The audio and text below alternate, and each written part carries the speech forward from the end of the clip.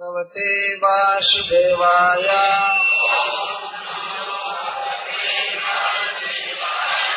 ओम नमो भगवते वासुदेवाय।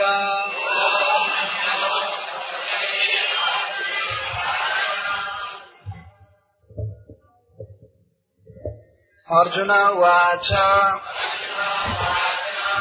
कृष्ण कृष्ण महाभाग भक्तानाम भयंकर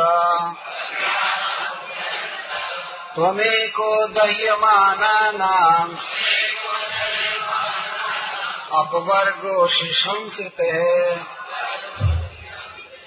त्वमाद्यः पुरुषः साक्षात् ईश्वरः प्रकृतेः परः मायां व्युदस्य चिच्छक्त्या कैवल्ये स्थितयात्मनि स एव जीवलोकस्य माया मोहितचेतसः विधत्ते स्वेन वीर्येण श्रेयो धर्मादिलक्षणम् तथायं चावतारस्ते भो भारजिहीर्षया स्वानां चानन्यभावानाम् अनुध्यानाय चाशकृत् किमिदं स्वित्कुतो वेति देवदेवनुवेद्म्यहम् सर्वतो मुखमायाति तेज परमदारुणम्।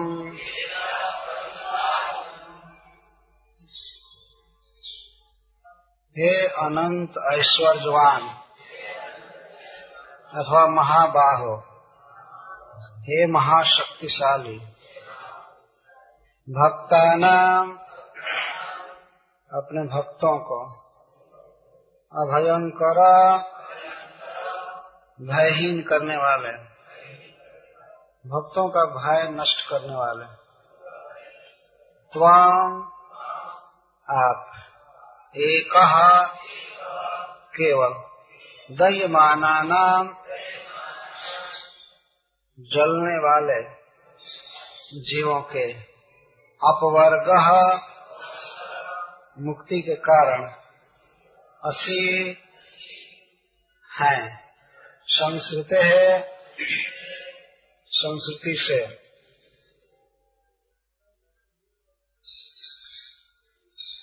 धामा के ब्रह्मास्त्र से घबराकर प्राण नाश की आशंका करके अर्जुन भगवान श्री कृष्ण की शरण ले रहे हैं। जब अश्वत्थामा रथ त्याग कर भागा तब अर्जुन भी रथ छोड़कर पैदल उसका पीछा किए, लेकिन अभी वो पीछा कर रहे थे तभी वो ब्रह्मास्त्र चला दिया। ब्रह्मास्त्र की ज्योति से प्राणापदम अभिप्रेक्ष, प्राण पर बहुत विपत्ति जानकर अर्जुन लौट आए और आकर पुनः भगवान श्री कृष्ण से कहने लगे। इस श्लोक में व्याख्या कर चुका था, इसका संक्षेप में पुनः कह रहा हूँ। प्रस्तुतम विज्ञापयतुम प्रथमम स्तौति, रक्षा की प्रार्थना करने के लिए पहले भगवान श्री कृष्ण की महिमा गा रहे हैं अर्जुन। हे कृष्ण, हे परमानंद घन मूर्ति, हे परम ऐश्वर्यवान, हे अपने शरणागत का भय दूर करने वाले, इस संस्कृति से जलने वाले जीवों के लिए आप ही एकमात्र अपवर्ग हैं, उस संस्कृति के नाशक। क्यों? प्रश्न, क्यों मैं ही संसार दुख का नाशक हूँ? क्योंकि आप ईश्वर है, त्वम् आद्यः पुरुषः साक्षात् ईश्वरः प्रकृतेः परः मायां विरुद्धस्य चित् शक्त्या कैवल्ये स्थित आत्मनि जतः त्वम् ईश्वरः साक्षात्। यह गुण है भगवान का। संसार दावानल में जीव जल रहे हैं, जन्म मरण में पड़े हुए हैं, बंधन में। इससे मुक्ति भगवान देते हैं, कृष्ण देते हैं। क्यों? क्योंकि वे ईश्वर। ईश्वर का अर्थ है सब कुछ के नियामक। जीवों को संसार बंधन में रखना, उन्हें दुख देना या सुख देना थोड़ा कम करना चाहिए। भगवान के अधिकार में, उसको ईश्वर कहते हैं। अच्छा, ईश्वर भी वे हैं तो साक्षात ईश्वर है। संसार में और बहुत से ईश्वर हैं, किसी किसी विभाग के भिन्न भिन्न ईश्वर होते हैं, कंट्रोलर होते हैं, लेकिन वे स्वयं भी कंट्रोल्ड होते हैं। जैसे कोई व्यक्ति कार चलाता है तो कार के भीतर बैठा हुआ वो कार का कंट्रोलर है, लेकिन बाहर सिग्नल लाइट उसको कंट्रोल करती है। साधारण आदमी खड़ा होकर हाथ दे देता है, ऐसे नहीं, वो कंट्रोल है, नहीं बढ़ सकता, क्योंकि साक्षात ईश्वर नहीं है। साक्षात ईश्वर का अर्थ है जो सदा ईश्वर रहेगा और किसी के बनाने से नहीं बना है, वो अपने आप है, जिसके ऊपर अब दूसरा कोई ईश्वर नहीं, उसको साक्षात ईश्वर कहते हैं। तो बाकी भगवान ब्रह्मा या भगवान शिव ये सब साक्षात ईश्वर नहीं है, ये लोग भी ईश्वर हैं, लेकिन इन सब के ऊपर भगवान विष्णु है, और विष्णु को कोई नियुक्त नहीं किया है, ये स्वयं ही अपने आप ईश्वर है, इसको साक्षात ईश्वर कहते हैं। तो जो कंट्रोलर है वो कंट्रोल कर सकता है। एक बार हम देखे बरसाने में बिजली के तार से बस में बैठे हुए लोग झुलस रहे, राधाष्टमी के अवसर। तो कोई व्यक्ति गया और पावर हाउस से काट दिया लाइन। तो जो उस पावर हाउस के स्विच को छुड़ा सकता है, उसको कंट्रोल कर सकता है, तो इस तरह से कई जलते हुए लोगों को बचा लिया। तो संसार दावानल भगवान के हाथ में है, अधिकार में है। आप ईश्वर हैं इसलिए बचाते हैं किसी को, तो ईश्वर की शरण लेनी चाहिए, साक्षात ईश्वर की।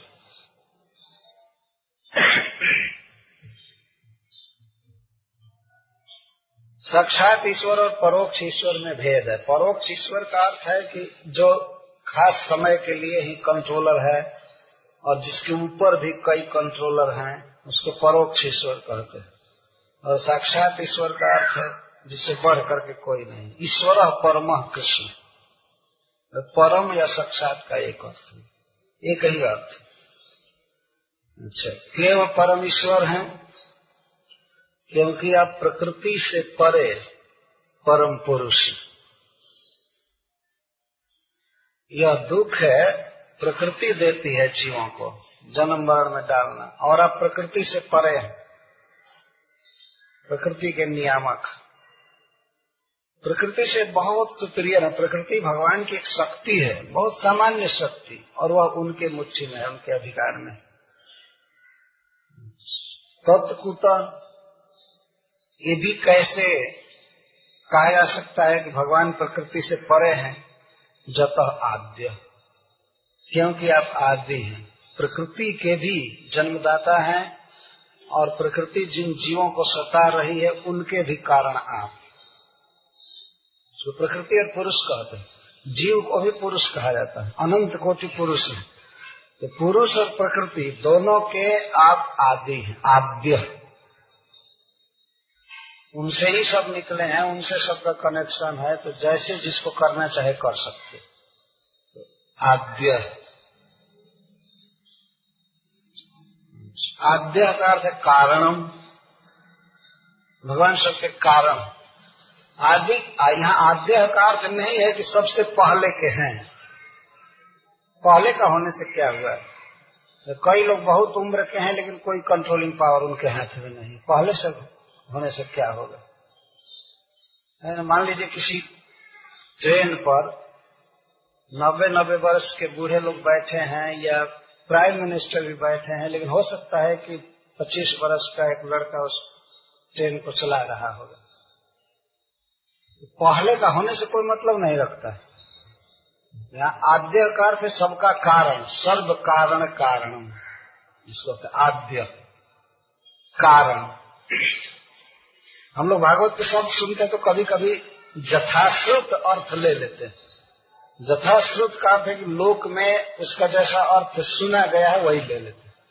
आदि पुरुष मतलब सबसे पहले के पुरुष, ये अर्थ नहीं हुआ।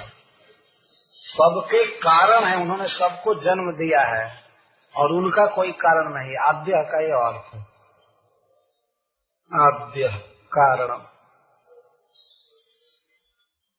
तो जब सब कुछ के कारण है, माया के भी वही कारण है, संसार दुख के सब कुछ के कारण है, जीवों के कारण है, तो प्रकृति की व्यवस्था में इतनी जो बातें हो रही, इसमें भगवान में विकारिता की संभावना की जा सकती है कि उनका भी चित्त इस तरह से बदलता होगा, विकृत होते होंगे। तब कहते हैं कारणत्वे अपि अविकारिताम आह। समस्त विश्व का जन्म, पालन और प्रलय भगवान करते हैं, लेकिन फिर भी वे अविकारी रहते हैं। अविकारी,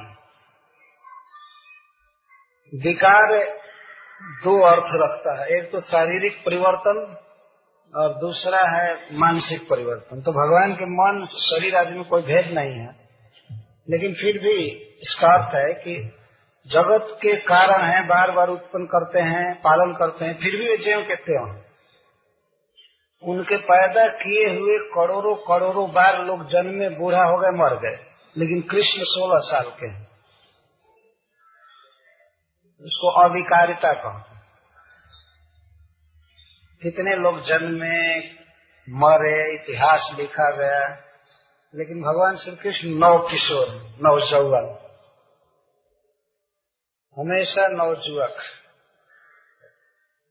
आजकल लोग बहुत नवजुवक सभा बनाते हैं, तो उनको अपना लीडर कृष्ण को रखना चाहिए, क्योंकि वे इटर्नल नवजुवक। और आज नवजुवक सभा है, लेकिन 10 बरस 20 बरस के बाद वही वृद्ध सभा में बदल जाएगी सब। अब दूसरे नवजुवक का सेट आएगा। ये क्षण भंगुर बदलता रहता है, इसको विकार कर। अच्छा, जन्म दे करके पालने पोसने मारने में भी मानसिक विकार होता है। यह मेरा है, वो है, वो है। कभी हर्षित होना, कभी दुखी होना, कभी मोह, कभी क्रोध, कभी लोभ, जैसे जीवों में देखा जाता है। तो भगवान इस विचित्र विश्व का निर्माण करते हैं, लेकिन कभी इसमें आसक्त नहीं होते हैं। जिस तरह वे जन्म देते हैं उसी तरह प्रलय भी कर देते हैं। उनमें विकारिता नहीं है। इसीलिए कहा गया मायाम विवदस चित शक्त्या कैवल्य स्थित आत्मनि। भगवान श्री कृष्ण अपने स्वरूप में स्थित हैं। वे जहाँ हैं उनका धाम भी उनका स्वरूप है। जैसे सूर्य जहाँ भी जाएगा तो अपना घर वो स्वयं साथ में ले जाएगा। घर का अर्थ है उसके चतुर्दिक वातावरण, जहाँ जाएगा वहीं प्रकाश रहेगा। तो भगवान का धाम या उनके परिकर या उनकी परफरनाली या उपकरण जो भी हैं वो केवल है, चिन्मय है। तो भगवान हमेशा चिन्मय स्थिति में स्थित रहते हैं, चित्तमय, ज्ञानमय, स्पिरिचुअल स्थिति में रहते हैं कहीं भी। तो अब अर्जुन कह रहे हैं कि स एव वही, स एव का अर्थ है कि यह तुम माया अभिभूय अस्थित स एव, जो भगवान माया को वश में रखते हैं तो वे ही, मतलब अप्रच्युत स्वरूप गुण स्वभाव। भगवान माया को कंट्रोल करते हैं, माया के द्वारा सृष्टि करते हैं, माया के भीतर भी रहते हैं, लेकिन अप्रच्युत स्वभाव रहते हैं। भगवान का न रूप परिवर्तन होता है, न उनका भाव परिवर्तन होता है, न उनका धन कम होता है, वो ज्यों के त्यों रहते हैं। इसको एव शब्द से व्यक्त किया जाए। स एव, स से काम चल सकता था, वह आते हैं इस जगत में, अवतार लेते हैं, लेकिन स एव वही, बिना परिवर्तन। भगवान इस जगत में केवल आते ही नहीं है, उन्होंने ही यह जगत बनाया है वही, लेकिन कुछ भी करते हैं तो एक रस अपनी स्थिति में रहते हैं, इसलिए स एव शब्द का प्रयोग किया जाता है। तो स एव का अर्थ श्रीधर स्वामी जी करते हैं कि जो माया को अभिभूय, माया को बस में रखकर और माया मोहित चित्त जीवों के श्रेय आदि की व्यवस्था करते हैं। तो प्रथम श्लोक से यह सिद्ध हुआ कि भगवान श्री कृष्ण मुक्ति देते हैं, मोक्ष देते हैं संसार बंधन से, संस्कृति से। मुक्ति के साथ साथ उपासित होने पर भगवान धर्म, अर्थ और काम देते हैं, वही दे सकते हैं। समाज में प्रायः धारणा है कि उपासना करने पर देवता लोग धन देते हैं या सफलता देते हैं, लेकिन यहाँ अर्जुन कहते हैं कि केवल आप ही देने में समर्थ है, चाहे धर्म हो, धर्म का अर्थ है स्वर्गीय लोक, यहाँ तो स्वर्ग लोक या इस पृथ्वी पर धन और धन साध्य बहुत सी वस्तुएं जिनको काम कहते हैं, काम मतलब इंद्रिय तृप्ति की वस्तुएं, और धन और स्वर्ग, ये सब भगवान व्यवस्था करते हैं। विधत्से स्वेन वीर्येण श्रेयो धर्मादि लक्षण, अपने प्रभाव से भगवान ये सब वस्तुएं उत्पन्न करते हैं और जीवों को देते हैं। जो स्पेशली भगवान की आराधना करते हैं उनको वे देते हैं, और ऐसे जनरल तो सबको दे ही रहे हैं। जैसे सरकार के बहुत से कर्मचारी हैं तो सरकार उनको स्पेशल कुछ देती है, लेकिन ऐसे जितनी भी जनता है वो सब सरकार की है ना। प्रजा का सरकार से संबंध है, लेकिन फिर भी सरकार के जो नियुक्त अधिकारी हैं उनको अधिक फैसिलिटी देती। रोज रोज वे हड़ताल ही करते रहते हैं कि हमें कमी है। जनरल जनता से उनको बहुत ज्यादा मिल रहा है, फिर भी संतोष नहीं है और मांगते हैं। और ये सरकारी दुलरुआ लोग बहुत पा रहे हैं, तो सब कुछ इनको चाहिए। तो इस तरह से जैसे हम देखते हैं कि सामान्य जनता भी सरकार की है, लेकिन सरकार के अधिकारी भी सरकार के हैं, उनको ज्यादा फैसिलिटी है। इसी प्रकार सामान्य कर्म का नियम भगवान ने बनाया है, इसके साथ साथ भक्ति का नियम बनाया है। जो भगवान की भक्ति करते हैं वे धर्म आदि लक्ष्य, आदि से मतलब अर्थ और काम प्राप्त करते हैं। भगवान की भक्ति करने से धन प्राप्त होता है, इंद्रिय सुख प्राप्त होता है। आदि शब्द से यहाँ सिद्ध हुआ धर्म आदि। त्रिवर्ग दाता पिस्वाय त्वम एवं, त्रिवर्ग देने वाले भी भगवान हैं।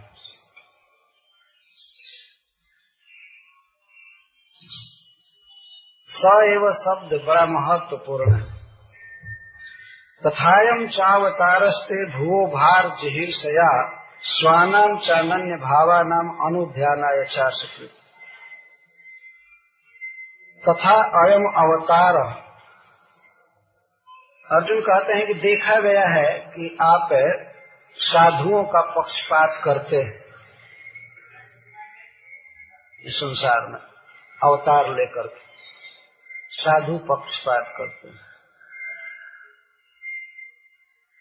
पक्षपात का अर्थ होता है अपने पंख की छाया करना। जैसे पक्षी अपने पंख की छाया से अपने अंडे को पोषता है, और उसी तरह भगवान भक्त पर पक्षपात करते हैं,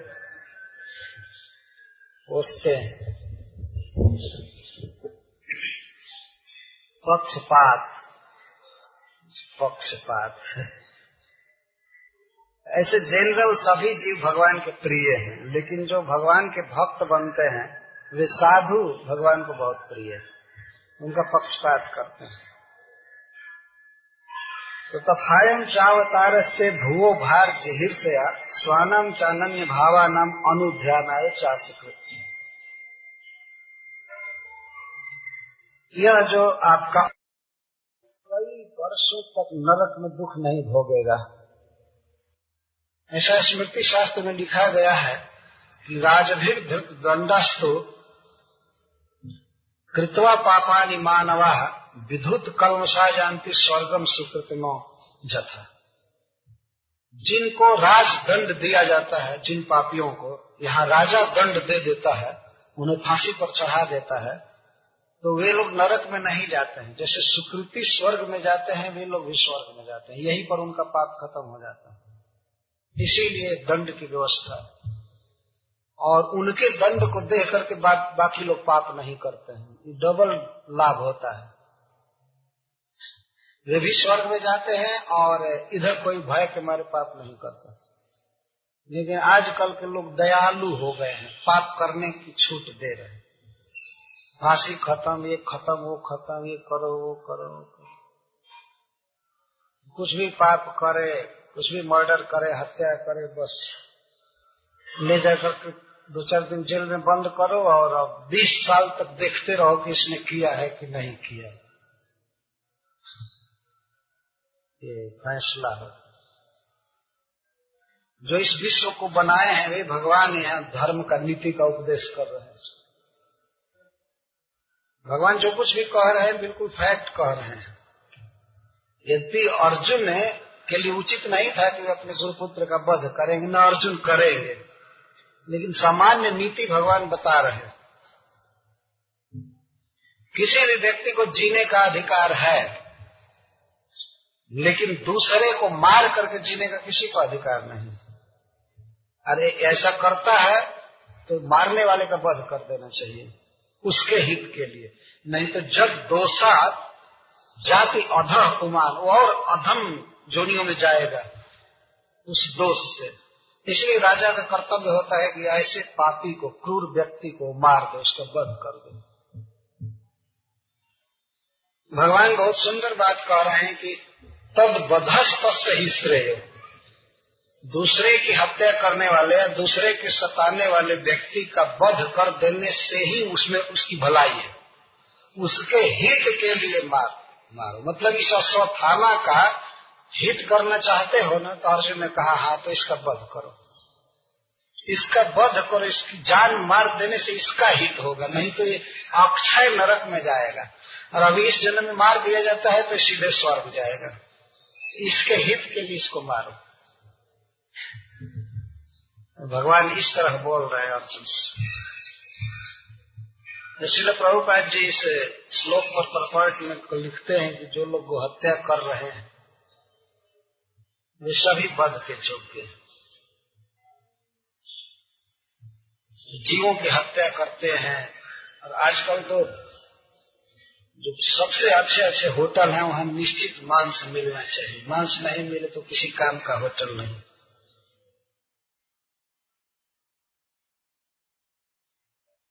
ये भगवान का उपदेश शास्त्रों में है। स्व प्राणान यह पर प्राण ही प्रपुष्णाति, खूब बढ़िया से तल करके तेल में जैसे तैसे मांस खाते रहते हैं। और किस लिए मांस खाते हैं पापी लोग? अपना मांस बढ़ाने के लिए। स्व प्राणन पुष्णाति, थोड़ा पुष्ट रहेंगे। मांस खाएंगे तो हमारा मांस थोड़ा अलगा रहेगा, ऊंचा रहेगा। तो अंत में इसको राख होना है। भगवान उपदेश करते हैं ऐसे पापियों को मार देना चाहिए, इससे उनका हित होगा।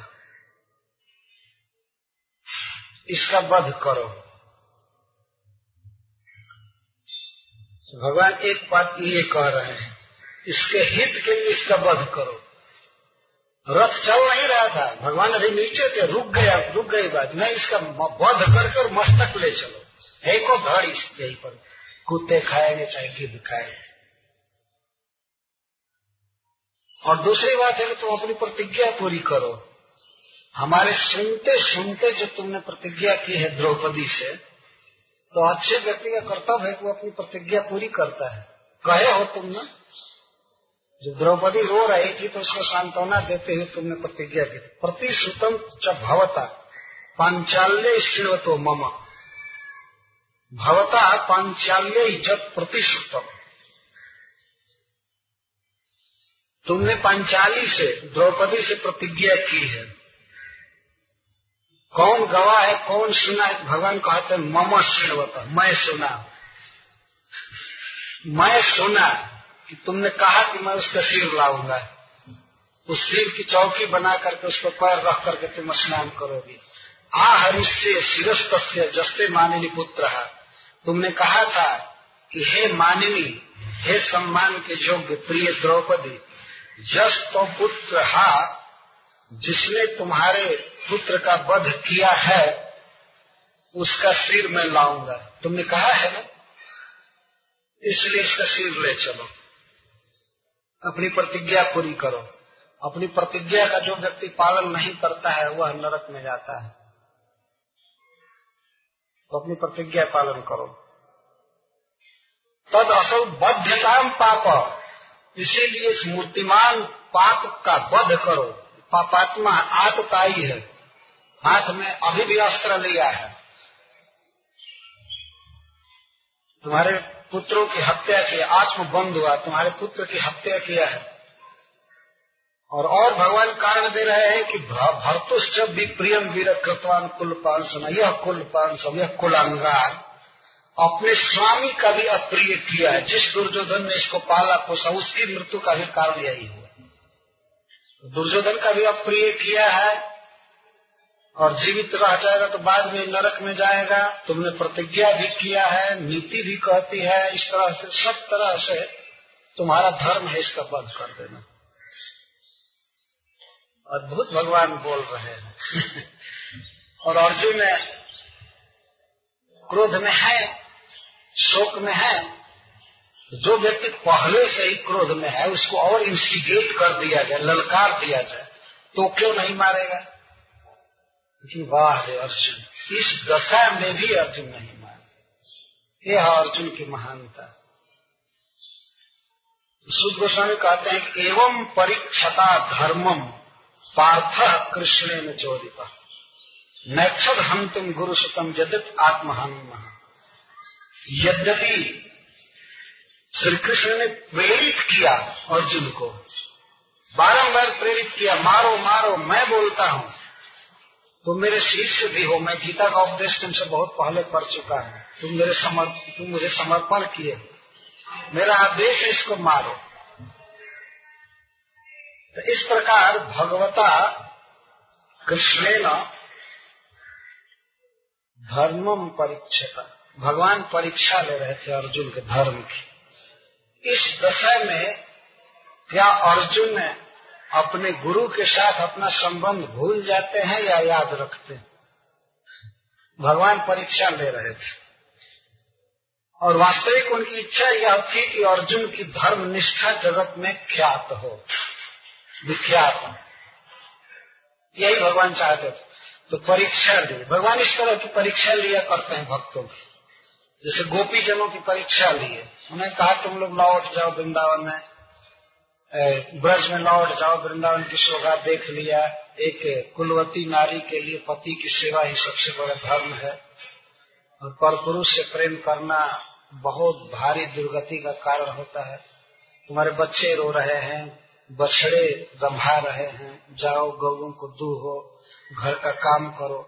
रात में सब खोज रहे होंगे तुम लोगों को, बेचारे रो रहे होंगे कि कहाँ गई वो लोग, तो जाओ जाओ उनको सुखी करो, सुखी करो, सुखी करो। हमारे साथ क्या संबंध है? कोई संबंध नहीं। और संबंध करना भी है तो हमारा श्रवण कीर्तन करो, अपने गांव में जाकर, घर में जाकर के प्रेम करने की यही विधि है। एक साथ रहने से प्रेम नहीं बढ़ता है, बल्कि दूर रह करके श्रवण कीर्तन करने से प्रेम बढ़ता है। बहुत बहुत परीक्षा ली, लेकिन गोपियों ने साफ कह दिया हम भले ही हम मर जाएंगे लेकिन अब नहीं जाएंगे। बहुत तरह से भगवान की बातों को उन्होंने काट काट करके रख दिया। तो भगवान स्वीकार किए, ठीक है। यहाँ पर भगवान परीक्षा ले रहे हैं अर्जुन, और परीक्षा भी ऐसे समय में ले रहे हैं जबकि किसी साधारण व्यक्ति के लिए उत्तीर्ण होना मुश्किल था, कठिन। जो व्यक्ति अपने 6 पुत्रों की हत्या से दुखी हो और क्रोध भी हुआ, क्रोध से ग्रस्त है, जिस अश्वत्थामा ने पुत्रों की हत्या किया वो अर्जुन की भी हत्या करना चाहता था ब्रह्मास्त्र चला करके, तो अर्जुन कितना क्रोध में होंगे और कितना शोक में। उस दशा में उनसे भगवान इस तरह की बातें कह रहे हैं कि थोड़ा सा इशारा पाते ही आदमी तुरंत मार देगा। उस दशा में ये फिर भी नहीं मारे। क्यों? क्योंकि महान, यद्यपि आत्महनन, यद्यपि भगवान ने प्रेरित किया, अर्जुन जानते थे मेरे पुत्र का वध किया है। आत्मा माने पुत्र, आत्महनम, पुत्र हंतारम, पुत्र की हत्या किया है, फिर भी अर्जुन ने मारा नहीं। क्या कारण है? सूत गोस्वामी एक ही शब्द अर्जुन के लिए दे रहे हैं, महान। क्या महान? सब गुणों में महान। भगवान जिसे अपना मित्र कहने में आनंद मानते हैं, जिसका रथ हाँक रहे हैं, अब उसमें कितने गुण होंगे दिव्य, इसकी गणना कौन कर सकता है? मैं प्रेरित करने के बाद भी अर्जुन ने नहीं माना। ये है महान। ये सब सीखने की बातें हैं। अर्जुन भगवान के भक्त थे, सखा थे, इस कारण से उनमें सभी गुण आ गए थे। ये बहुत बड़ा गुण है। किसी भी स्थिति में मनुष्य को अपना संबंध देखना चाहिए भिन्न भिन्न व्यक्तियों से, और उस संबंध के अनुसार जिसने हमारा उपकार किया है उस उपकार को कभी नहीं भूलना चाहिए। आदमी युद्ध करता है, प्रेम करता है, किसी से व्यवहार करता है, लेकिन यहाँ पर यह संकेत किया जा रहा है कि अपने धर्म से बिल्कुल नहीं हटना चाहिए। जो कर्तव्य है वह करे। अर्जुन प्रतिज्ञा किए थे, इसमें संदेह नहीं है। भगवान उसकी याद भी दिला रहे हैं। लेकिन क्रोध युक्त मन से कोई प्रतिज्ञा कर ले तो उस प्रतिज्ञा का कोई वैल्यू नहीं होता है। मैंने प्रतिज्ञा कर लिया है, मैंने ये किया है, मैंने वो कर लिया है, ये कर लिया। सब समय प्रतिज्ञा का पालन नहीं करना चाहिए। प्रतिज्ञा पालन कर लिए। अर्जुन प्रतिज्ञा कर लिए थे कि जो कोई कह देगा कि गांडीव धनुष दूसरे को दे दो, उसका मस्तक काट दूंगा, और युधिष्ठिर महाराज ने ही वो कह दिया। तो अर्जुन मारने के लिए तैयार हुए युधिष्ठिर महाराज को। तो भगवान कहते हैं क्यों मारते हो? तो कहे प्रतिज्ञा किया। भगवान कह रहे नालायक, कहीं प्रतिज्ञा कर लिया। तुम लोग बहुत प्रतिज्ञा कर लेते हो, प्रतिज्ञा कर लिया। भगवान ने कहा ठीक है, प्रतिज्ञा कर ली हो तो प्रतिज्ञा का पालन करो। बड़े लोगों का अपमान कर देना उनकी मृत्यु मानी जाती है, तो इनका वध करो कड़े शब्दों से, तलवार से नहीं। तो अर्जुन गाली देना चालू किया युधिष्ठिर महाराज को, तुम जुआरी हो, तुम ब्राह्मण हो, तुम तो क्षत्रिय भी नहीं हो, तुम्हारे चलते द्रौपदी अपमानित हुई, जुआ खेलने वाले, हम वन में गए, ये गए, वो गए, बहुत तरह से बोल। इस तरह की बातें होती हैं। प्रतिज्ञा कर लिया तो किस मूड में किया? क्रोध में किया, जड़ विचारों में होकर किया। प्रतिज्ञा कर ले, जो भक्ति विमुख प्रतिज्ञा कर लिया उसका तो पालन करता है, और गुरु के सामने कहा कि जब करूंगा उस प्रतिज्ञा का कोई ध्यान नहीं। प्रतिज्ञा कर लिया। भगवान प्रतिज्ञा की याद दिला रहे हैं। देखिए अर्जुन की महानता है। इस अध्याय में अर्जुन और द्रौपदी की महिमा दिखाई गई है, कितना वे महान थे। तो नहीं मारे अश्वत्थामा को, रथ पर बैठा करके बांधे बांधे लाए शिविर में, जहाँ महाराज युधिष्ठिर रहते थे, जहाँ महारानी द्रौपदी रहती थी, सेना की छावनी पड़ी थी, कैंट में लाए शिविर में। उन्होंने प्रतिज्ञा किया था कि उसका सिर लाऊंगा तो पूरा धड़ के साथ, शरीर के साथ ही सिर ला दिए। हाजी जो कुछ करना होगा करे। मेरे शौक में थे, ला करके दिए। अथोपेत्य शिविरम गोविंद प्रिय सारथी निवेदयतम प्रियाय सोचंत्या आत्मजान हता। अच्छा, अब द्रौपदी की दशा देखिए। उस समय भी द्रौपदी आत्मजान हतान सुचंत्या, अपने मारे हुए, हत्या किए हुए बच्चों के लिए रो रही थी, विलाप कर रही थी उस समय भी। तो उस दशा में अश्वत्थामा को हाजिर किया गया, पेश किया गया द्रौपदी के सामने। तो अर्जुन के धर्म की तो परीक्षा हो गई थी। यहाँ द्रौपदी की विशेषता शुद्ध गोस्वामी बता रहे हैं। वह बहुत दुखी थी, विलाप कर रही थी, एक एक बच्चे का गुण स्मरण करके उनकी बोली, माँ कहना और मिलना, खाना पीना, जो कुछ था वर्णन कर रही, रो रही थी। और उस दशा में उन बच्चों की हत्या करने वाले को पेश किया गया था। कोई भी महिला उसको क्षमा नहीं कर सकती थी उस दशा में। शोक दूर हो गया होता कुछ इतिहास सुन करके, कथाएं सुन करके, तो उस समय भले कोई कह देती नहीं मत मारो मत मारो, लेकिन अभी ताजा ताजा विलाप है और वो हत्यारा आया है। तो द्रौपदी को उसका बंधन सहन नहीं होता है। इस शोक की दशा में भी, विलाप करते हुए भी द्रौपदी अपने कर्तव्य को भूल नहीं पाई थी। इसलिए सूत जी कहते सोचंत्या प्रियाय, शोक में डूबी हुई द्रौपदी के सामने पेश किया गया। तथा हृतम पशुवत पाशबद्धम अवांग मुखम कर्म जुगोक्षितेन निरीक्ष्य कृष्णापकृतम गुरोसुतम वाम स्वभावा कृपया ननाम च। तथा आहतम पशुवत पाशबद्धम, द्रौपदी रो रही थी, आंखों से आंसू गिर रहे थे, विलाप कर रही थी। और इसी दशा में उसने अपने गुरुपुत्र को देखा। गुरुपुत्र देखा कैसे? पशुवत पाशबद्धम, पशु की तरह बंधा हुआ। पशु हमेशा बंधन में रहते। पशुवत पाशबद्धम देखा उसने। और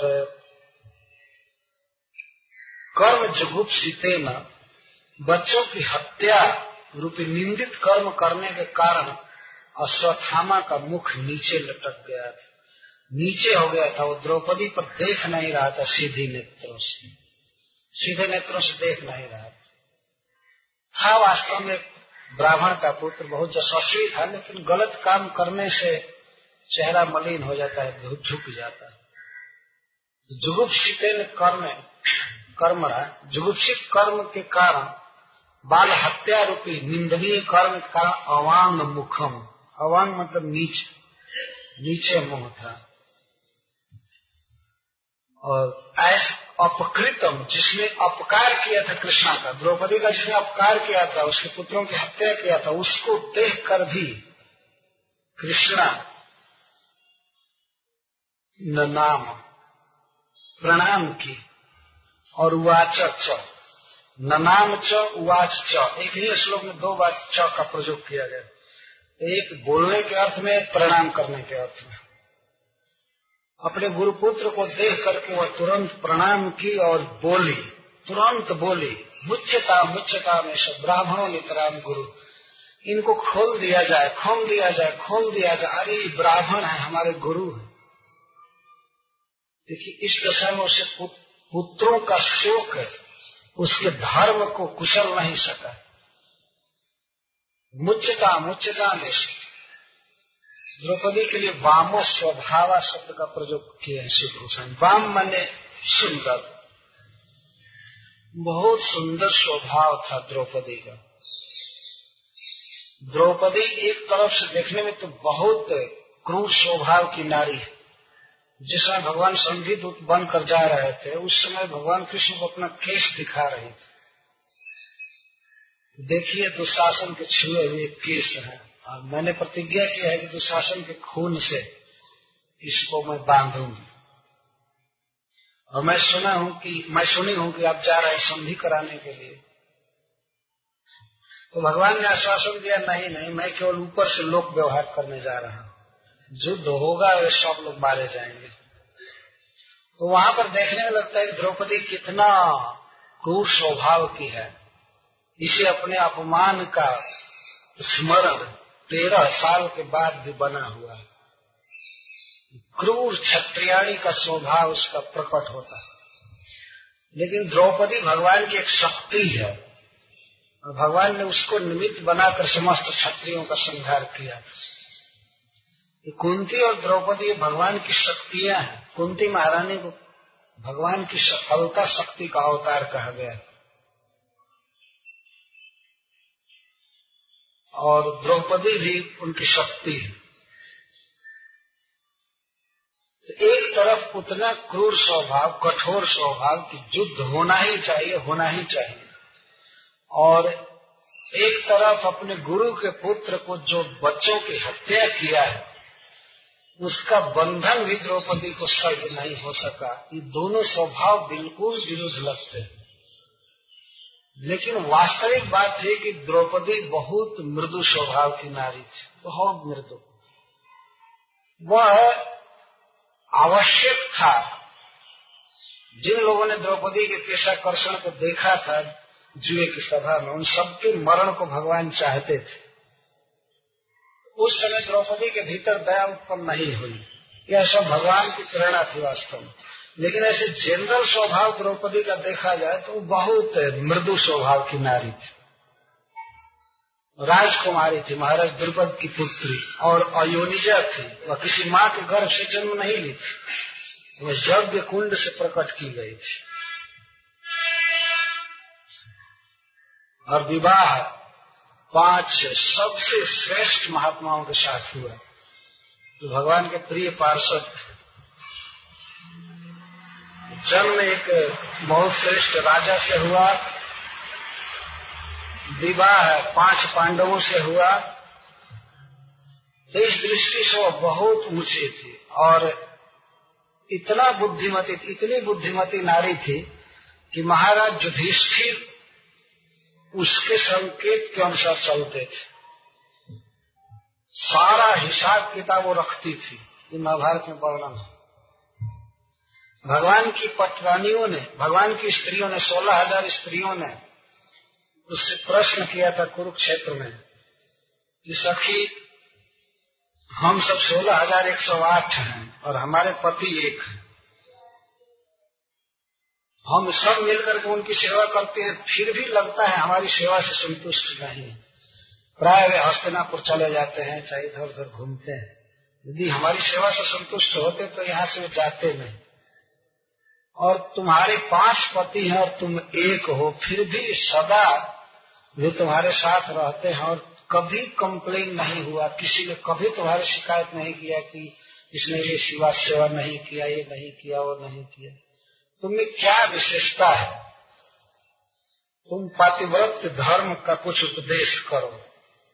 तो द्रौपदी जी ने क्लास दिया है कुरुक्षेत्र में, स्त्रियों के बीच में। स्त्रियों को कभी पुरुषों में क्लास नहीं देना चाहिए, लेकिन स्त्रियों के बीच में प्रवचन कर सकती है। स्त्रियों का अलग प्रवचन चल रहा था और पुरुषों का अलग, कुरुक्षेत्र में वर्णन। तो द्रौपदी जी कई तरह की बातें बता रही, भगवान की पत्नियों को पतिव्रत धर्म की शिक्षा दे रही। महाभारत में कई अध्यायों में है। तो उसमें वे कहती हैं कि मैं अपने पतियों के सोने के बाद सोती हूँ, बहुत बाद में। और वे यह भी बात कहती हैं कि हमारे पति युधिष्ठिर महाराज राजकीय पूरे राज्य के हिसाब किताब की चिंता नहीं रखते हैं, मुझ पर डाल देते हैं और मुझे सब कुछ याद है। वो सब कुछ याद रहता था उनको, अटल बिहारी वाजपेयी की तरह। वो जब प्रवचन करते हैं तो उनको सब कुछ लगता है कि कंप्यूटर जैसा याद है, किस तारीख को कौन घटना हुई, क्या कौन हिसाब किताब किया, कौन कितना घोटाला किया, क्या सब कुछ लगता है जैसे उनको सब कुछ याद है। तो युधिष्ठिर तो इनसे भी कई गुना, लाखों गुना बेटर स्मृति शक्ति वाली थी। तो द्रौपदी ये कहती है कि मैं सारा राजकीय हिसाब रखती हूँ। और यहाँ तक कहती है कभी कभी महाराज युधिष्ठिर हमसे परामर्श करते हैं, बुद्धि लेते हैं। और गुणों में आप यहाँ देख रहे हैं, अब इससे बड़ा गुण क्या होगा। उस शोक की दशा में भी वह यह नहीं भूल पाई कि द्रोणाचार्य ने हमारे कुल के साथ बहुत उपकार किया और उनका पुत्र बांध करके लाया गया। तो उपकार को जो मान है वो बहुत महान है। द्रौपदी इस बात की याद कर रहे थे। पुत्रों की हत्या का शोक था, वो रो रही थी, लेकिन जानते थे किसके द्वारा हुआ है, तो अपने ही एक अंग के द्वारा हुआ। जैसे अपनी जीभ अपने दांत से कट जाए उस तरह से, ठीक है बच्चे मारे गए लेकिन अपना ही गुरु पुत्र मारा है, उसको नहीं मारना है। द्रौपदी कभी भी सपने में नहीं सोच सकती थी कि अश्वत्थामा को मारा जाए। तो बंधन में लाना सहन नहीं हुआ तो कहती है मुच्यता मुच्यता ऐसा नितराम ब्राह्मणों गुरु। ये ब्राह्मण है और हमारे गुरु हैं, इनको खोल दो खोल दो खोल दो। अर्जुन को शिक्षा दे रही है, खोल दीजिए खोल दीजिए। ये सब तरह से हमारे बंदनीय हमारे गुरु हैं। तो इसको कहते हैं धर्म। तो हम हैं क्षत्रिय, ये है ब्राह्मण। हमारा धर्म नहीं है कि हम ब्राह्मण का वध करें और या उनको बांध करके लावें या उनका तिरस्कार करें। ये अपना कर्तव्य। अब ये नहीं भूल पाएगी ब्राह्मण हो चाहे कुछ भी उसका वध करो। एक तो ब्राह्मण है और दूसरे हमारे गुरु हैं। तो ब्राह्मण मात्र ही अबोध्य है, यह नीति शास्त्र कहता है, और उस पर भी उसने हमारा उपकार किया, क्षत्रियत्व तो हम में लाया। वास्तव में अर्जुन में जो कुछ भी ज्ञान था द्रोणाचार्य का दिया हुआ था। तो नितराम गुरु कहे, नितराम सब तरह से 100% हमारे गुरु, इनके द्वारा ही हम लोग सब कुछ सीखे। तो इसलिए खोल दीजिए खोल दीजिए। तो किसी भी अवस्था में जो व्यक्ति संबंध को देखता है और संबंध के अनुसार व्यवहार करता है तो इसको धर्म कहते हैं। आज के युग में सबसे असामंजस्य गड़बड़ी जिसको कहिए इसलिए हो गई है कि लोग अपने स्वजनों के किसी के भी किए हुए उपकारों की याद नहीं रखते। जैसे अपनी माँ है या पिता है, भाई है, बंधु है, तो उसने कितना उपकार किया है हमारा, इस बात को लोग विस्मृत हो जाते हैं। एक बार तो मैं सुना था एक व्यक्ति के मुख से, खुद मैं समझा रहा था, वो अपने गुरु की निंदा कर रहा था, तो मैं कह रहा था ऐसे मत बोलो, ऐसे मत बोलो, ये मत बोलो, ये मत बोलो। मैं कह दिया कि वो तुम्हारे गुरु है। तो कहता है तो गुरु है तो क्या कपार पर चढ़ेगा? तो गुरु कपार पर नहीं चढ़ेगा तो और कौन चढ़ेगा? अब बताइए। मैं तुरंत कहा कि गुरु कपार पर नहीं चढ़ेगा तो और कौन चढ़ेगा? कहते हैं गुरु है तो क्या कपार पर चढ़ेगा? गुरु को तो हमेशा कपार पर चढ़ाते हैं क्योंकि उसके चरणों को कपार से सटाते हैं, है ना? तो सिर पर चढ़ा ही लिए है। इसी तरह से माता पिता के भी विषय में लोग बोला करते हैं, उसने मेरा क्या उपकार किया है, ये किया है, वो किया है, ये किया है, भूल जाते हैं। धर्महीन लोग। उपकार की याद नहीं रखने वाला व्यक्ति भगवान का भी भजन नहीं करेगा। वो उपकार भगवान की याद ही नहीं कर सकता है, ये संभव नहीं है। तो यहाँ पर द्रौपदी बोल रही है तो अपना पोजीशन जानती है कि हम हैं ब्राह्मण, हम हैं क्षत्रिय, ये हैं ब्राह्मण, इन्होंने हमें शिक्षा दिया है। ये तो धर्म की बात हुई। अब न्याय की बात कर रहे। न्याय का अर्थ होता है कि यदि हमारा किसी ने उपकार किया है तो हम उसके अनुसार उसका भी उपकार करें, इसको न्याय कहते हैं। अब समझा रही है, स रहस्यो धनुर्वेद स विसर्गोपसंयम अस्त्र ग्रामश्च भवता शिक्षितो जदनुग्रहात् स एष भगवान द्रोण प्रजारूपेण वर्तते। आपने जद अनुग्रहात्, जिनके अनुग्रह से, जिनकी कृपा से धनुर्वेद सीखा, इतने बड़े युद्ध को आप पार किए, बड़े बड़े लोगों से युद्ध किए, तो ये द्रोणाचार्य की कृपा है कि उन्होंने आपको सब कुछ सिखाया। स्वरहस्य, रहस्य के साथ धनुर्वेद सिखाया। रहस्य का अर्थ है गोपनीय मंत्रों को भी सिखाया उन्होंने।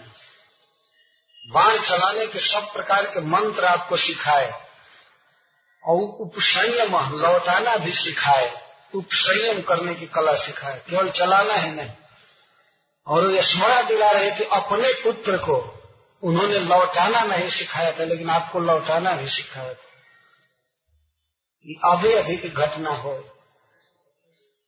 तो आपको उन्होंने बाण लौटाना भी सिखाया और मंत्र भी सिखाया और सब विसर्ग और चलाना सिखाया। अस्त्र ग्रामश्च, और बहुत से अस्त्र समूह दिया उन्होंने और सिखाया कैसे ये सब अस्त्र चलाए जाएंगे। शिक्षितो जदनुग्रहात्, जिनकी कृपा से, स्नेह से आपने सब कुछ सीखा है। द्रोणाचार्य को बांधे, वो कितनी हाई क्लास की बात है वास्तव में।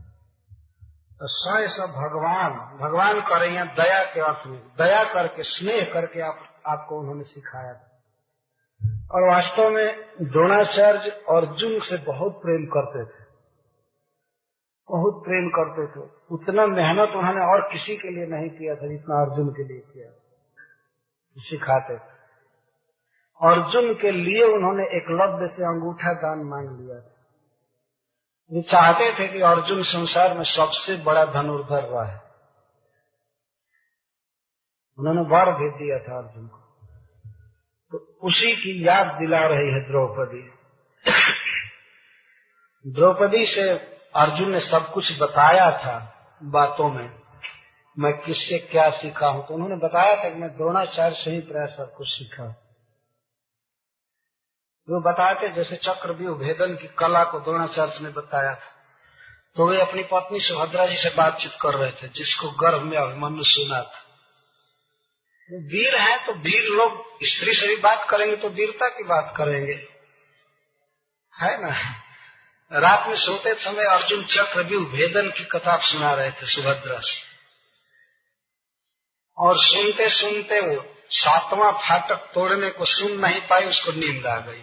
वो तो स्त्री थी, उसको तो लड़ना उड़ना था नहीं लेकिन अर्जुन वर्णन कर रहे थे, पहले सुन रही थी, बाद में सो गई। तो अभिमन्यु 6 फाटक तोड़ना तो सीख गए, 6 व्यूह को तोड़ना सीख गए गर्भ में। ये 7वें के समय उनकी मां सो गई, इसलिए अर्जुन वर्णन करना बंद कर दिए, वो नहीं सुन पाए। 7वें व्यूह में वीरों ने घेर करके उनका वध कर दिया। तो अर्जुन इस तरह से बातचीत करते थे, तो स्वाभाविक है कि द्रौपदी से भी उन्होंने बहुत बहुत बातें कहा होगा। हमेशा युद्ध नहीं बीतता था, तो इसीलिए पत्नी से युद्ध की ही बात करेंगे ना।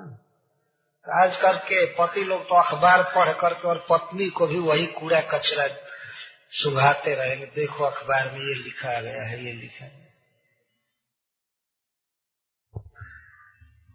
तो द्रौपदी जानती है कि द्रोणाचार्य की कृपा से हमारे पति को समस्त अस्त्र शस्त्र की प्राप्ति हुई, धनुर्वेद सीख।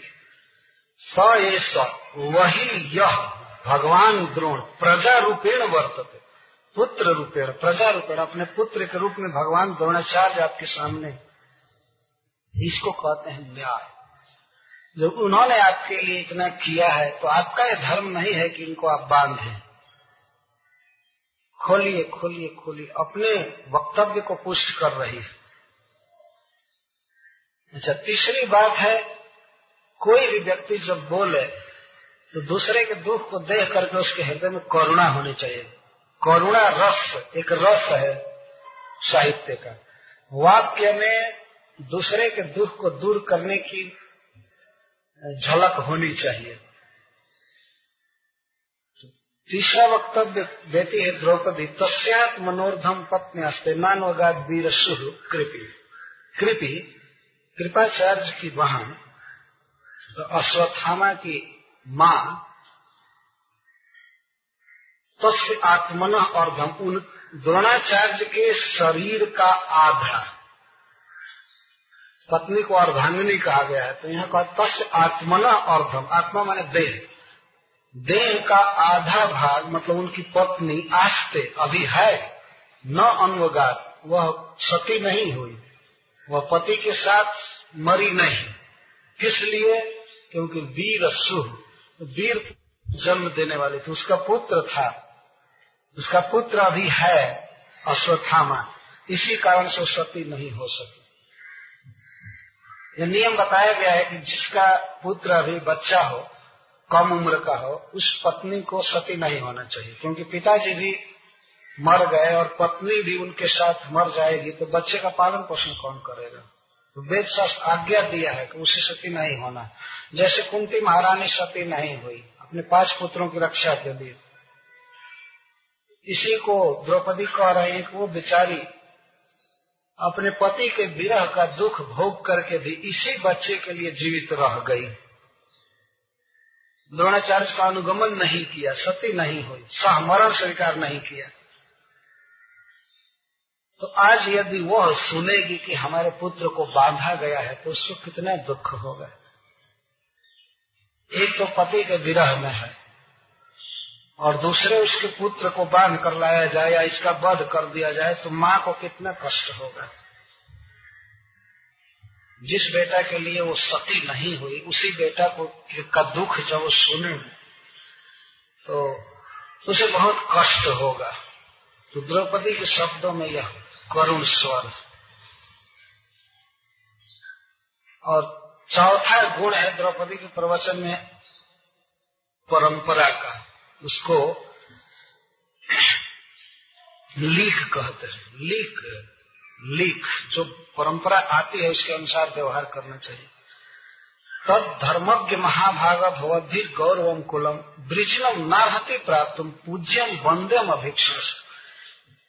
हे धर्मज्ञ, हे महाभाग, हम लोगों ने आज तक अपने गुरुकुल की, अपने गुरु के वंश की पूजा किया है, वंदना किया है।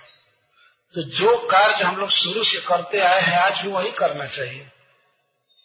कभी ऐसा नहीं सुना गया कि आपके पूर्वजों में किसी ने गुरु के पुत्र का वध किया हो या गुरु का वध किया। हम लोग ऐसे नहीं, बल्कि आपके वंश में तो गुरु के लिए, अपने पिता के लिए पूर्व महाराज ने जवानी भी देती है। यह संकेत है कि आपका कुल हमेशा ब्राह्मणों का आदर किया।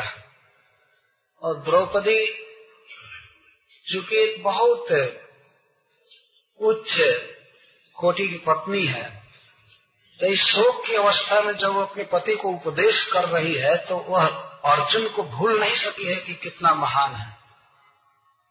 उनको कठोर कह करके, भर्त्सना कर करके नहीं कहती है कि अरे आपने क्या किया, ये गलत किया, ये किया, वो किया, ऐसा नहीं कहती। धर्मज्ञ शब्द संबोधित करती है कि आप धर्म का तत्व जानते हैं, मैं तो केवल आपको स्मरण दिला रही हूं। आप स्वयं ही धर्मज्ञ हैं और महाभाग है, महान ज्ञान है आपका, महान भाग्यशाली है आपकी, आपके साथी भगवान कृष्ण मिले हैं। तो भवद भी आप जैसे महान पुरुष के द्वारा गौरवम कुलम, गुरु का कुल, ब्रिजिनम प्राप्तुम न अर्हति। ब्रिजिन मतलब दुख पाने योग्य नहीं है। आपके द्वारा गुरु के वंश को दुख नहीं होना चाहिए, क्योंकि पूज्यम वंद्यम अभिक्षण। अरे कहीं गुरु के कुल को बांधा जाता है, बल्कि पूजा की जाती है। यही अश्वत्थामा है जिनकी आपने हजारों बार पूजा की होगी, प्रणाम किया होगा इनको। और अर्जुन करते थे प्रणाम। आजकल सब सिस्टम लोप होता जा रहा है। प्रत्येक आदमी क्वालिफिकेशन का प्रश्न खड़ा करता है। सर्टिफिकेट है तुम्हारे पास ब्राह्मण का,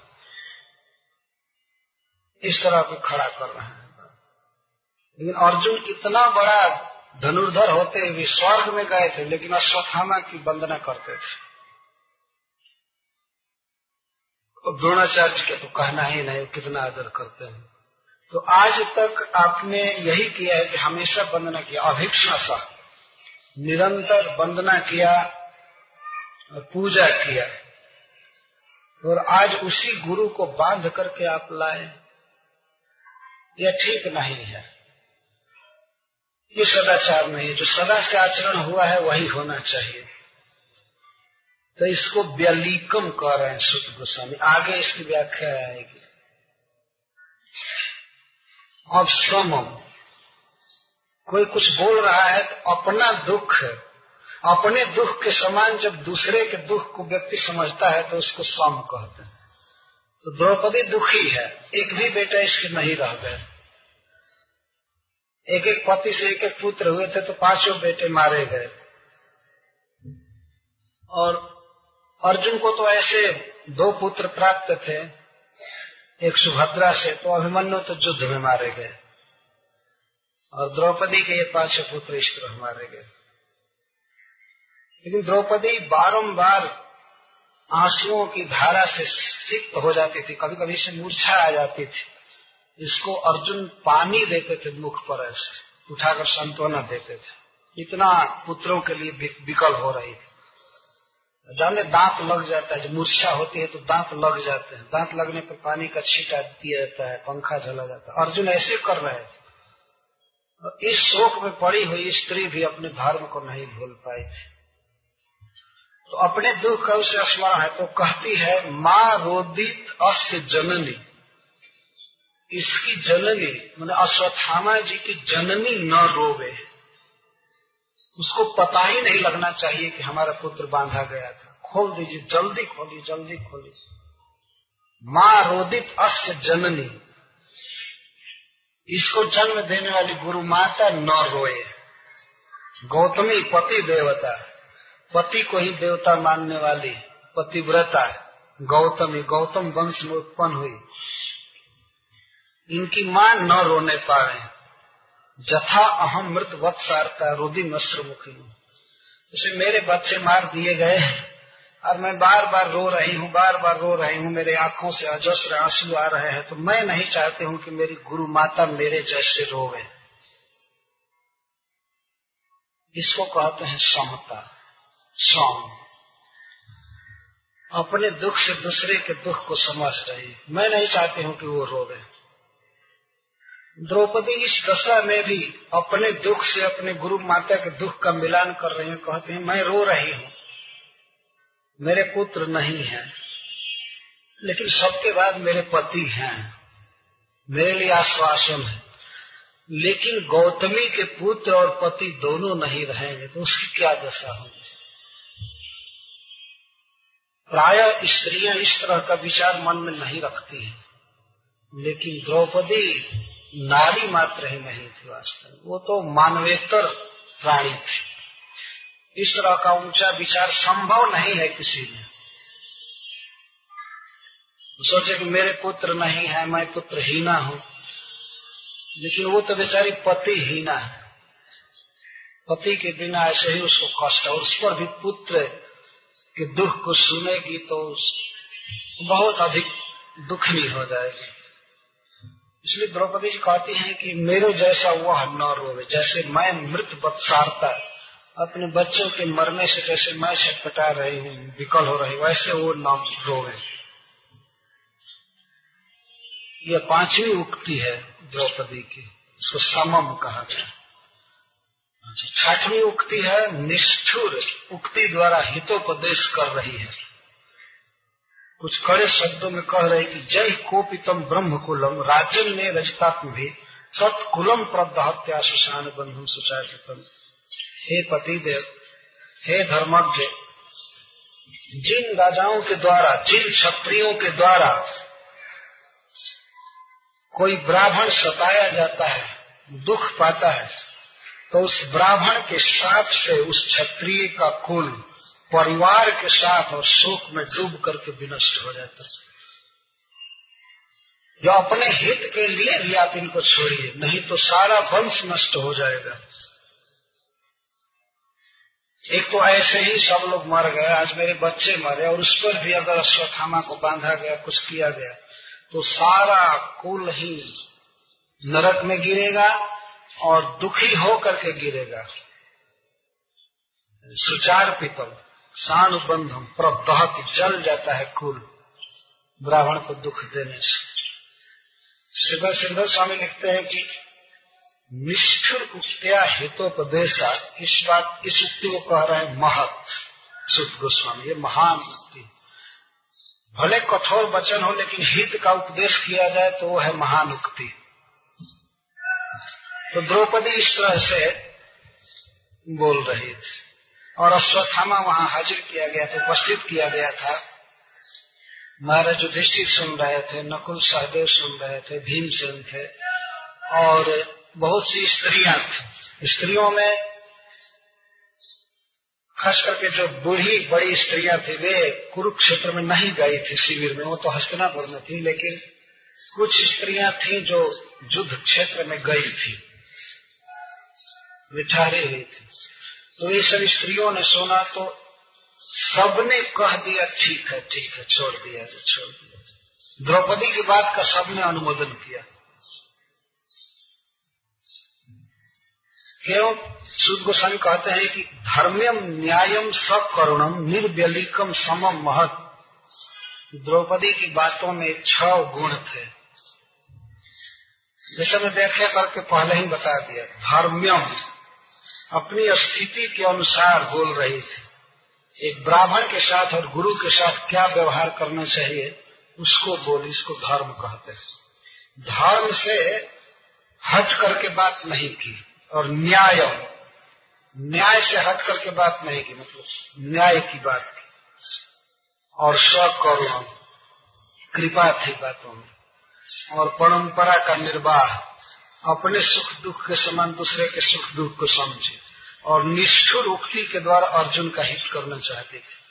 अर्जुन का नहीं, पूरे वंश का हित करना चाहती थी द्रौपदी। हमारे वंश पर ऐसी कोई विपत्ति नहीं आनी चाहिए इस ब्राह्मण के अपमान से, तो इसको महत कहते हैं।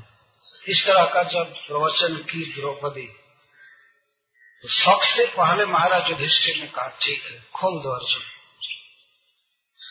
राजा धर्म सुतो, राजा युधिष्ठिर धर्म नंदन है, धर्म पुत्र है, तो राज्ञा वचन प्रत्यनंदन, रानी के वचन का अभिनंदन किया। महाराज युधिष्ठिर ही प्रधान थे, उन्होंने सबसे पहले कहा कि हाँ ठीक, खोल दो अर्जुन। और जब महाराज युधिष्ठिर ने कहा तो इसके बाद नकुल जी भी बोले हाँ खोल दीजिए। सब लोग कहने लगे। सहदेवश्च, और सबसे छोटे भाई सहदेव थे, उन्होंने कहा खोल दीजिए। सात्यकी जी ने कहा, युधान का थे सात्यकी ने कहा खोल दीजिए। और यहाँ तक कि अर्जुन, वाह बहुत अच्छा, ठीक है, बहुत अच्छा तुम कह रहे।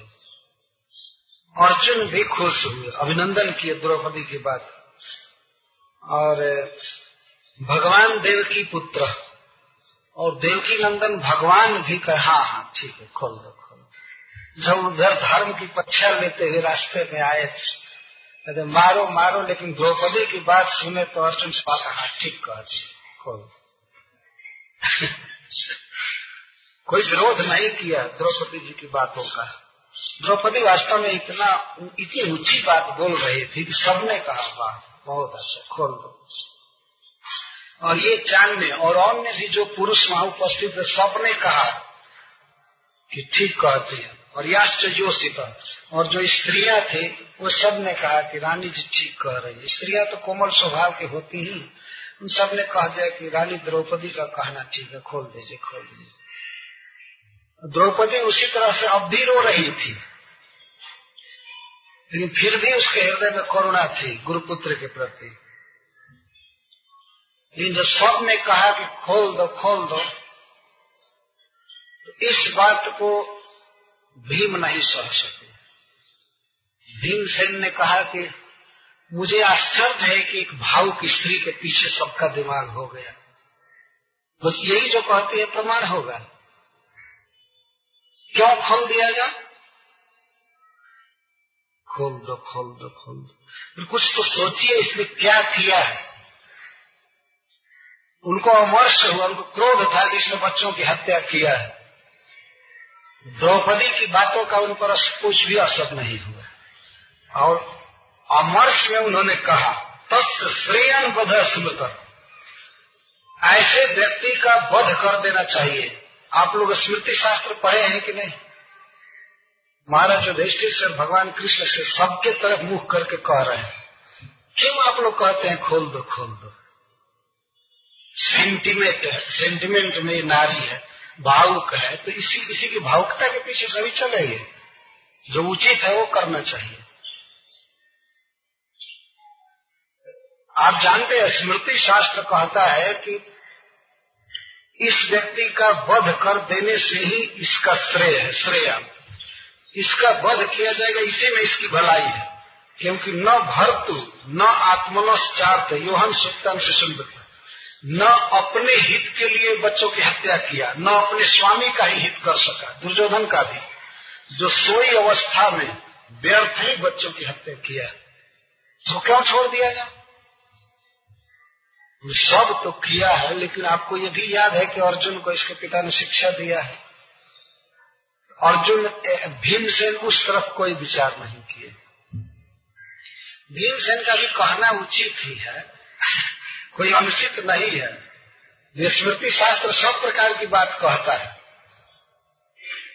कि आतताई का वध कर देना चाहिए, लेकिन ब्राह्मणों न हंतव्य, ब्राह्मण का वध नहीं करना चाहिए। प्रश्न होगा कि ब्राह्मण आतताई हो जाए तब क्या करना चाहिए? तब दोनों करना चाहिए, उसका वध नहीं भी करना चाहिए और कर भी देना चाहिए, ये शास्त्र कहता है। आतताई किसे कहते हैं?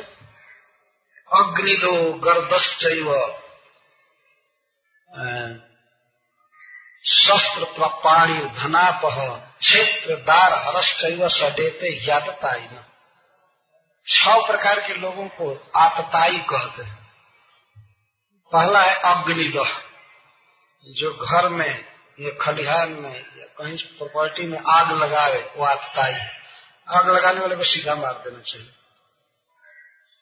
मारने वाला पुण्य का भागी होता है, आग लगाने वाले को जान से मार देना चाहिए। अग्निदह, गर्दह, विष देने वाले को मार देना चाहिए। और शस्त्र पाड़ी, जो हाथ में शस्त्र लेकर मारने आ रहा हो उसका वध कर देना चाहिए। जो अपना धन छीना हो उसको मार देना चाहिए। धनापह, और स्त्री और दार और क्षेत्र, खेत कोई छीना हो उसको मार देना चाहिए। और अपनी पत्नी का जो अपहरण किया है उसको मार देना चाहिए। ये 6 प्रकार के आतताई होते हैं। तो शास्त्र में भगवान का उपदेश है कि आतताई का वध कर देना चाहिए। और इसके साथ ही साथ उनका उपदेश है कि ब्राह्मणों न हंतव्य, ब्राह्मण का वध नहीं करना चाहिए। एक प्रश्न होगा कि जब आतताई और ब्राह्मण दोनों एक ही व्यक्ति हो जाए तब क्या करना चाहिए? तब बाधा वध दोनों करना चाहिए उसका दोनों करना चाहिए। तो भीमसेन एक पक्ष को बोल रहे हैं, स्वाभाविक बोल रहे हैं। द्रौपदी का प्रवचन तो ये था कि खोल दिया जाए, एक तमाचा भी न मारा जाए। यही गलती हो गई कि बांध कर लाए थे। और भीमसेन का कहना है कि यही गलती है कि अब तक बांध करके इसको रखा गया, इसको पहले ही जान से मार देना चाहिए। ठीक द्रौपदी का और भीमसेन का एकदम विरुद्ध वक्तव्य जा रहा है, इसको मार देना चाहिए था। अर्जुन से उन्होंने कहा तुम यहां लाए क्यों? उधर ही मार देना चाहिए था। लाए तो इस झंझट में पड़ गए यहाँ पर।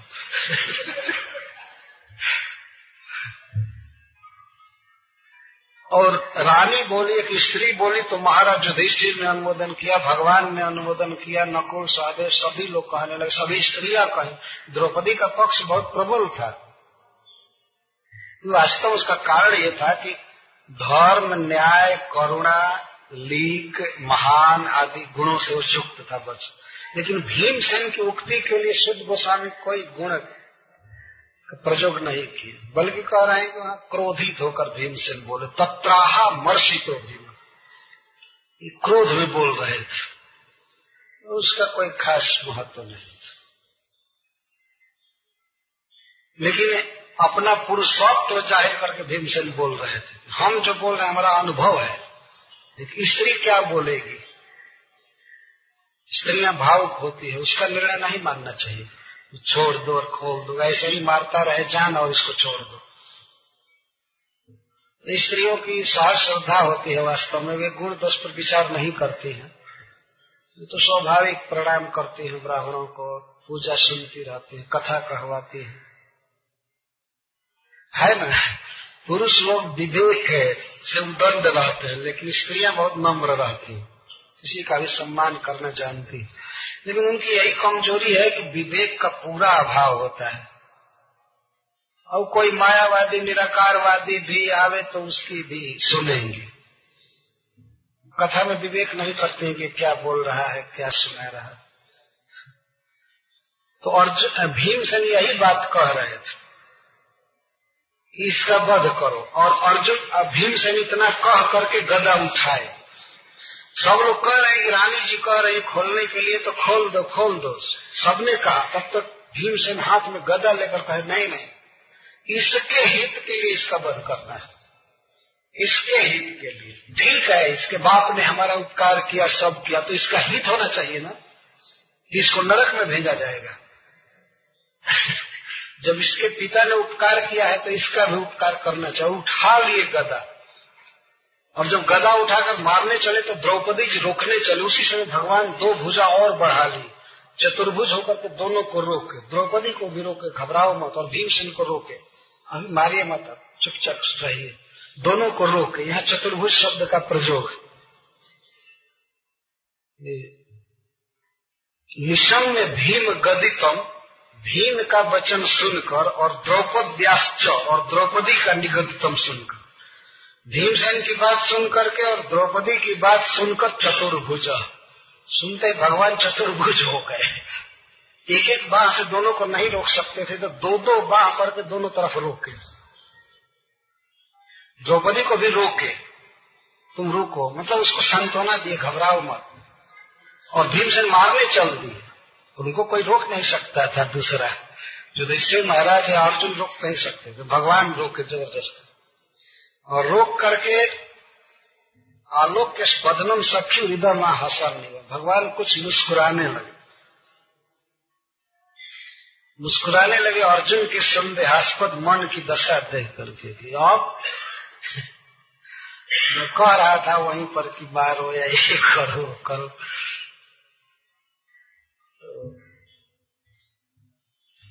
भगवान अर्जुन की दशा देखकर हंसने लगे। भीमसेन कह रहे हैं कि मारना उचित है, द्रौपदी कह रही है कि इसको खोल देना उचित है।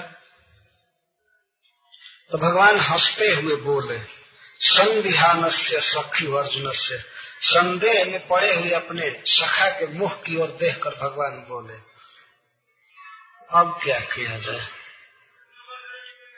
तो भगवान ने कहा, ब्रह्म बंधुर्न हंतव्य, ब्राह्मण का वध नहीं करना चाहिए, और आतताई बधारहण, और आतताई का वध कर देना चाहिए। मया एवं उभयम आमनातम, मैंने ही शास्त्रों में इन दोनों आज्ञाओं का उपदेश किया। यहाँ भगवान बिल्कुल भगवान के रूप में बोल रहे हैं, एक अर्जुन के संबंधी के रूप में नहीं, तो चार भुजा प्रकट है। तो मया एवं उभयम आमनातम, मैंने ही उभयम, दोनों बातों को शास्त्र में कहा है कि आतताई का वध कर देना चाहिए और ब्राह्मण का वध नहीं करना चाहिए। मया एवं उभयम आमनातम, आमनाय शास्त्र को कहता है, और आमनात मतलब शास्त्रित शिक्षा, मेरे द्वारा दोनों शिक्षा है। तो परिपाही अनुशासनम, मेरी दोनों आज्ञाओं का पालन करो। भगवान बुझावल जैसा बुझा रहे हैं, मेरी दोनों आज्ञाओं का पालन करो।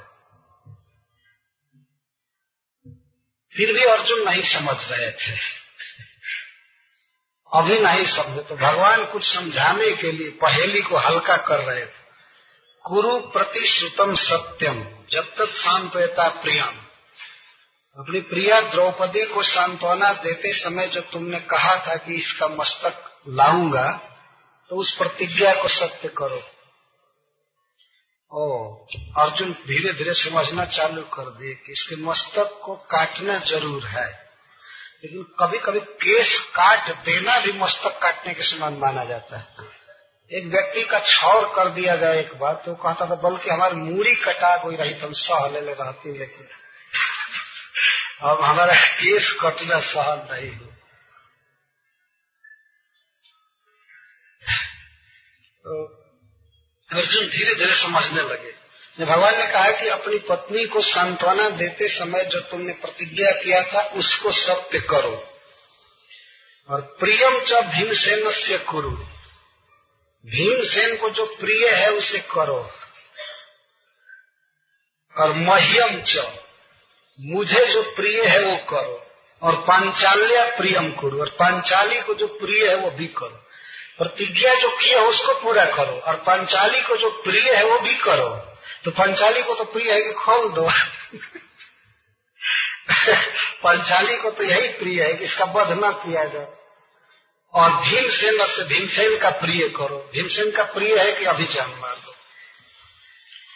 और मह्यम च, और मेरा प्रिय है कि इसकी जान भी मारो और मत भी मारो, मेरा प्रिय ये है, तो करो।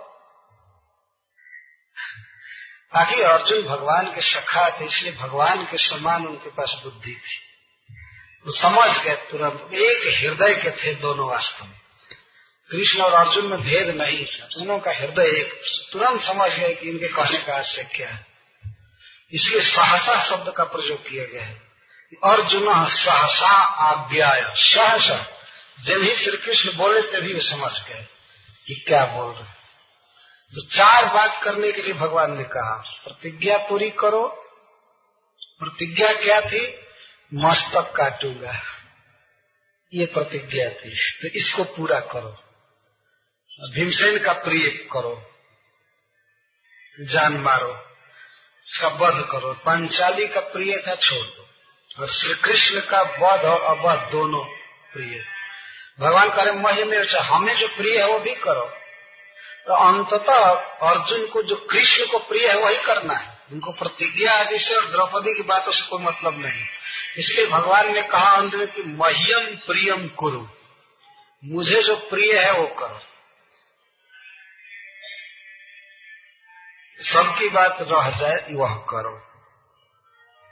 तो शिव जी का अर्जुन सहसा आज्ञाया हरेर हार्दम, मुझे जो प्रिय है वो करो। सबकी बात रह जाए वह करो। शिव जी का अर्जुन सहसा आज्ञाया हरेर हार्दम, हरेर हार्दम, हार्दम का अर्थ हृदय की का अभिप्राय। अर्जुन तत्काल श्री कृष्ण के हृदय का अभिप्राय समझ गए और अर्थ इसके बाद निकाले तलवार, तलवार निकाले, अभी बंधा है, खड़ा है, और तलवार निकाल करके उसके केशों को काट दिए, और उस केश को काटने के साथ साथ उसके चमड़े की परत भी काटे और वहां से मणि निकाल लिए। क्षत्रिय धर्म बहुत कठोर धर्म है, ये अभी द्रौपदी का भी प्रिय करने के लिए छोड़ दिए। तो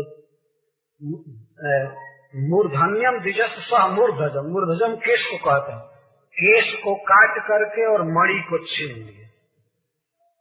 मणि उसके पास बहुत बड़ा धन था, उससे सफल होता था, तेज था, जन्म के साथ ही उसमें मणि थी। तो चमड़े के भीतर उसको काटा, केश को भी काटा, जैसे ऑपरेशन करते हैं किसी का, उस तरह से अर्जुन ने कर दिया। तो ब्लड निकलने लगा, क्योंकि भगवान ने यही करने के लिए वास्तव में कहा। अर्जुन भगवान की आज्ञा से कर रहे थे।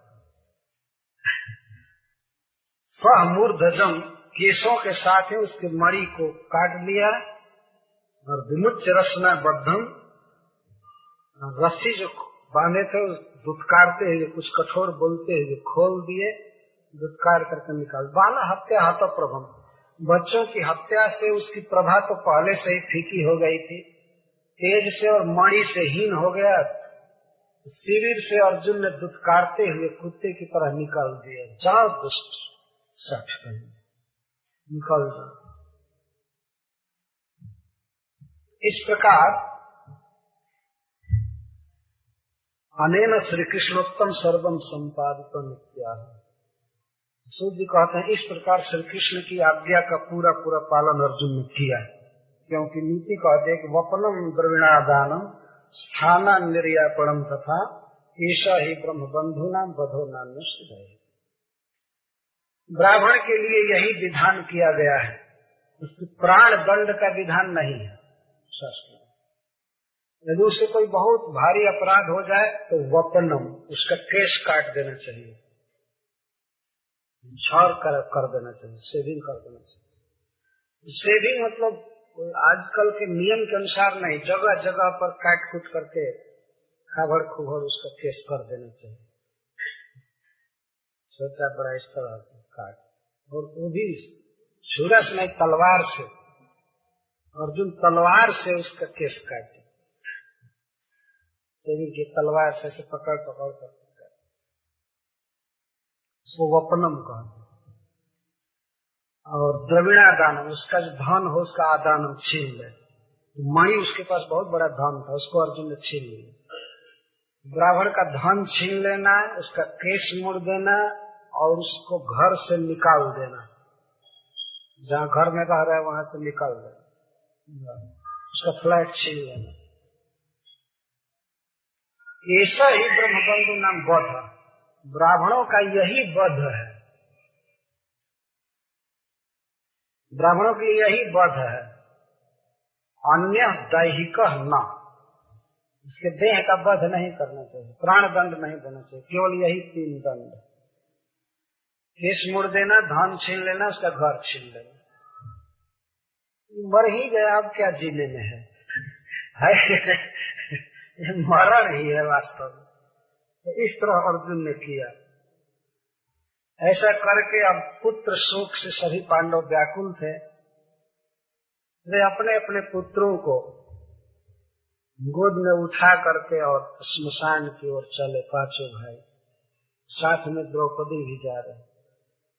सुध गोस्वामी कहते हैं पुत्र शोका तुरा सर्वे पांडवा सह कृष्णया स्वानाम मृतानाम जकृत्यम चक्रुर निर्हरणाधिकम। पुत्र शोक से समस्त पांडव व्याकुल थे। अश्वत्थामा को दंड देने के बाद भी अर्जुन आदि सभी विकल थे पुत्रों के मरने से, और अपने अपने पुत्रों को वे लेकर के चले श्मशान की ओर। सबसे पहले उन्होंने अपने बच्चों का दाह संस्कार किया, और इसके बाद स्वाना मृता नाम जत्कृतम, अपने जो भी स्वजन मर गए थे उनका दाह संस्कार किया। 18 दिन तक किसी को छूट नहीं थी कि वो लाश जला सकता है। युद्ध के बाद सामूहिक छूट दी जाती थी कि अपने अपने पति को पहचानो, अपने अपने भाई को ले जाओ और जलाओ, चाहे कुछ भी करो। युद्ध के बीच में किसी को शव ले जाने की आज्ञा नहीं थी। ये युद्ध के कुछ नियम होते हैं। फिर अपने अपने बंधुओं को पहचान करके ले करके जलाए, और बाकी लवारिश लाश को महाराज युधिष्ठिर ने जलाया। सब चंदन की लकड़ी पर जगह जगह, तो बहुत दूर में कई माइल में फैला हुआ था क्षेत्र, तो जगह जगह कुछ लाशों को इकट्ठा करके उनके सेवक लोग जलाए युधिष्ठिर महाराज। इस तरह जला दिया गया, नहीं तो बहुत भारी बीमारी फैल जाती लाश सड़ने से। तो अपने बंधुओं के लिए जत कृत्यम, चक्र निर्हरणादिकम, जलाना, जलाने के लिए स्मशान भूमि में ले जाना, इस तरह से जो भी कृत्य था अपने मरे हुए स्वजनों के लिए वो महाराज युधिष्ठिर ने किया, समस्त पांडवों ने किया। और सबके दाह संस्कार के बाद वे जल देने के लिए गंगा जी के तट पर गए। तो गंगा जी के तट पर जल देते समय पुनः वे बहुत विलाप करने लगे, बहुत रोने लगे। जल देने में एक एक व्यक्ति का नाम बोला जाता था, इसलिए उसके गुण याद आने लगे। और उसी समय कुंती महारानी ने युधिष्ठिर महाराज से कहा कि कर्ण को भी जल दे दो। युधिष्ठिर को मालूम नहीं था कि कर्ण मेरे भाई। ये प्रसंग मैं बाद में कहूंगा, जल देने के विलाप करने की कथा। लेकिन अश्वत्थामा का जो इस तरह से अपमान किया गया तो उसका क्रोध और बढ़ गया। तो उसने सोचा कि 5 बच्चों को तो काटा ही हूं, पांचों